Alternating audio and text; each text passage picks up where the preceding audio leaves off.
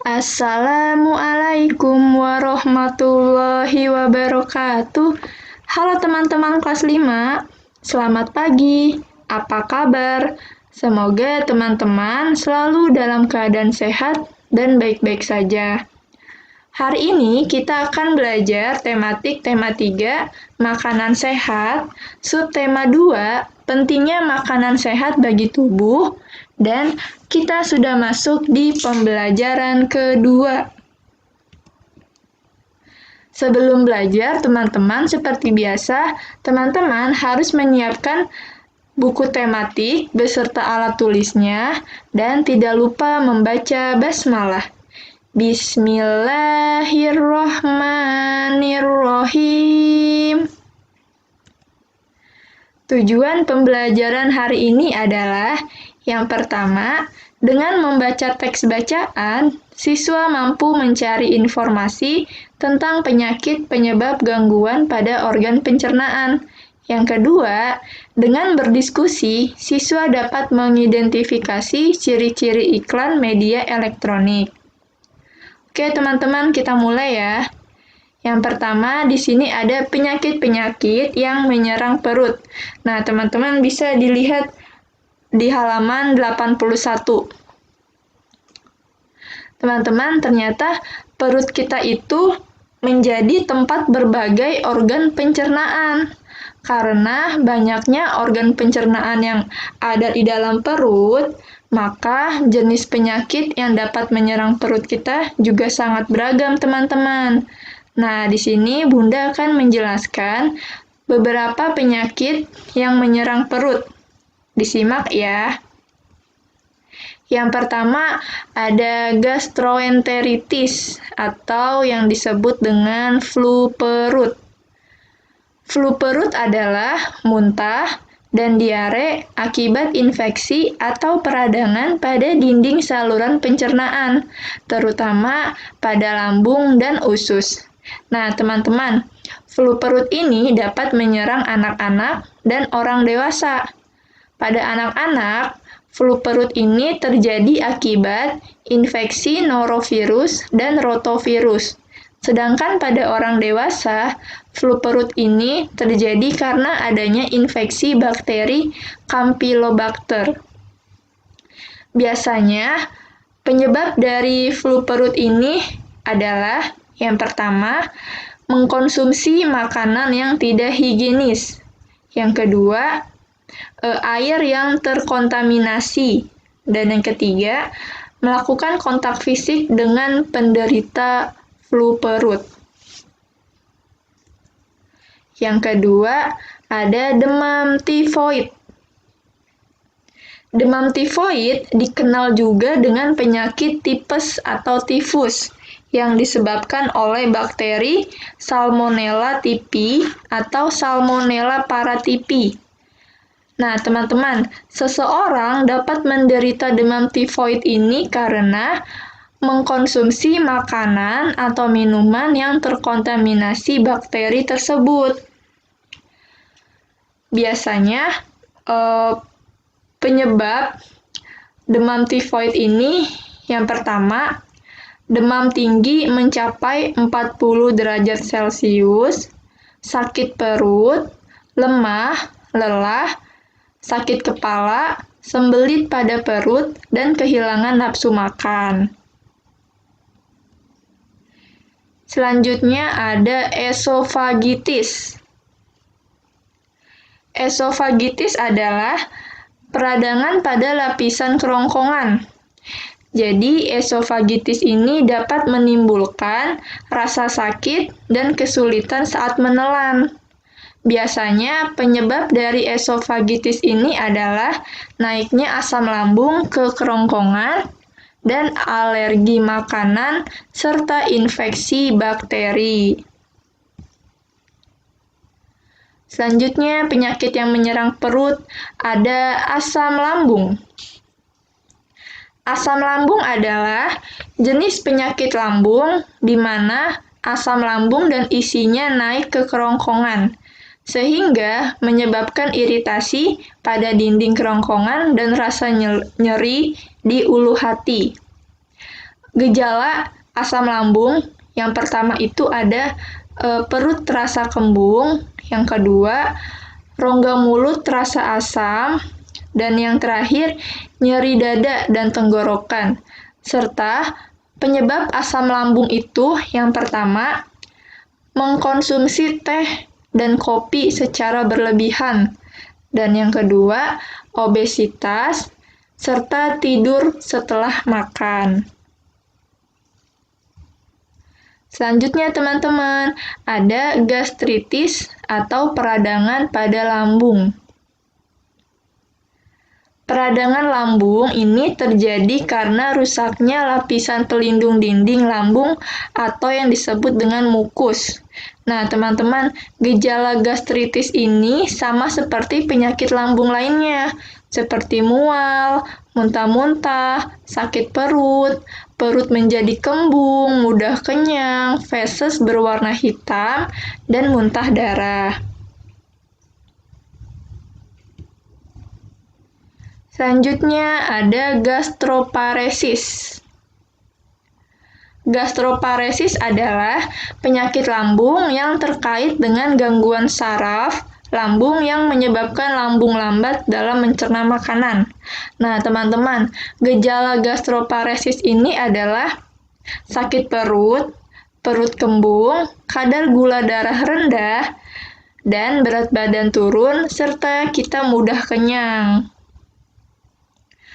Biasanya penyebab pada gastroparesis ini adalah diabetes, efek samping konsumsi obat-obatan seperti obat tidur, dan efek kemoterapi pada penderita kanker. Selanjutnya, penyakit yang menyerang perut ada kanker lambung. Kanker lambung merupakan jenis penyakit lambung paling berbahaya, teman-teman. Karena apa? Karena sel kanker ini berkembang di lapisan lambung. Nah, biasanya penyebab kanker lambung ini adalah obesitas, mengkonsumsi daging-daging merah, dan kurang makanan yang berserat.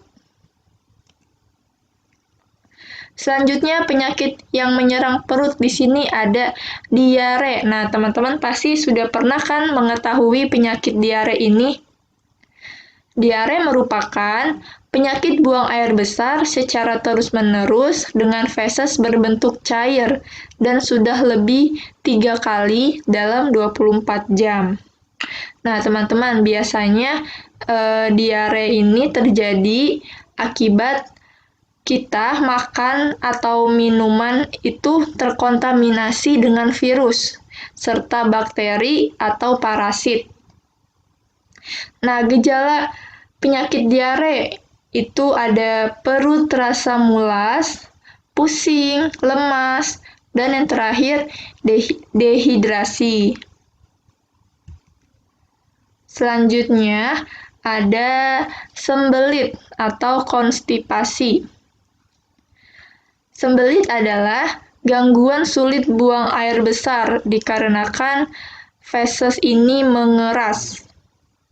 Biasanya, gejala sembelit yaitu bila kita buang air besar kurang dari 3 kali dalam seminggu.